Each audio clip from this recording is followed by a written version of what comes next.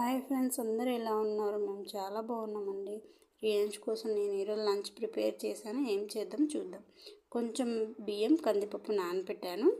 Stove పైన cooker heat చేసుకున్నానండి. నేను యాక్చువల్గా అయితే గీ వేయాలి, నేను గీ వేయడం లేదు, నూనెనే వాడుతున్నాను. నా దగ్గర ఉన్నది. కొంచెం వెజిటేబుల్ రైస్ చేస్తున్నాను. కొంచెం అంత ఆయిల్ తీసుకున్నానండి. నేను ఆయిల్ బాగా హీట్ అయ్యాక కొంచెం జీలకర్ర వేశాను. నేను జీలకర్ర అండ్ నా దగ్గర ఉన్న వెజిటేబుల్సే వేసాను. నేను చాలా టేస్టీగా వచ్చింది. కొంచెం జీలకర్ర వేసుకున్నాక బాగా హీట్ అయిందండి. జీలకర్ర వేగిన తర్వాత కొంచెం కలియ తిప్పి నా దగ్గర ఉన్న వెజిటేబుల్స్ నేను యాడ్ చేసుకుంటున్నానండి. ఇంకేం ఎక్స్ట్రా వేయడం లేదు.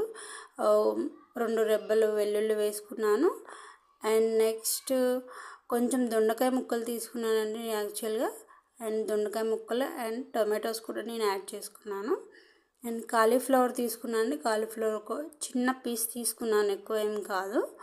యాక్చువల్గా పిల్లలు తింటారో లేదో అని చెప్పి నేను ఫస్ట్ టైం ట్రై చేశాను.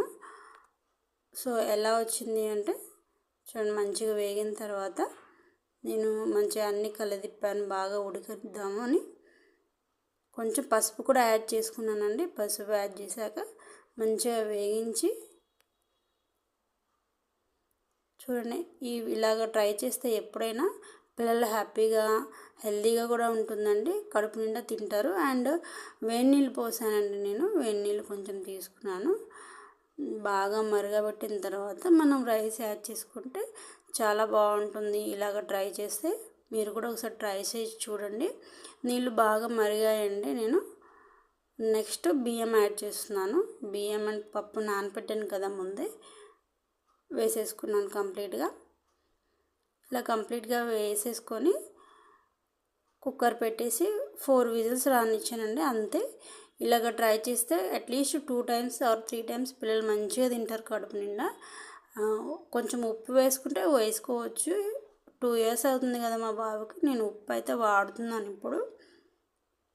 చూడండి, నేను కుక్కర్ పెట్టేశాను. నేను నెక్స్ట్ 4 విజిల్స్ వచ్చాయండి. కంప్లీట్ అయిపోయింది. సో చూడండి ఎలా వచ్చిందో, పర్ఫెక్ట్గా కుక్ అయింది. నేను స్మాష్ అయితే ఏం చేయనండి, ఇలాగనే పెట్టేస్తాను. నచ్చితే ఛానల్ సబ్స్క్రైబ్ చేసుకోండి.